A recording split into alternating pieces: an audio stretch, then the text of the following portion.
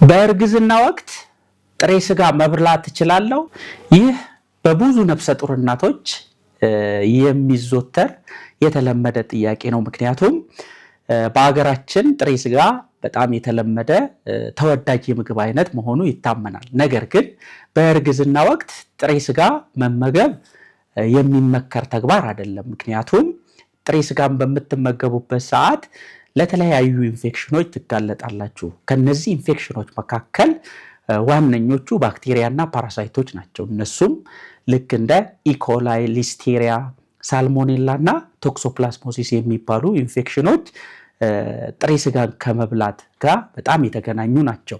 እንዲሁም በእርግዝና ወቅት የሰውነታችሁ የበሽታ መከላከል አቅም በተወሰነ ደረጃ ስለሚቀንስ እነዚህ ኢንፌክሽኖች ሊባባሱ ይችላሉ ማለት ነው። በተጨማሪም የተለያየ የሰውነት ክፍል ላይ እነዚህ ከላይ የጠቀስኳቸው ባክቴሪያዎችና ፓራሳይቶች ጉዳት ከመፍጠራቸው ወይም ኢንፌክሽን ከመፍጠራቸውን ባሻገር አንዳንዶቹ ኢቭን በእንግዴ ልጅ በኩል በመተላለፍ ለጽንሱም አደጋ ይሆናሉ። ከነሱም ውስጥ ዋናው ቶክሶፕላስሞሲስ ነው። ይህም በእንግዴ ልጅ በኩል በመተላለፍ ኢቭን ጽንሱ ላይ የአፈጣጠር ችግር እንዲኖር እንዲጨናገፍም ሊያደርግ ይችላል ማለት ነው።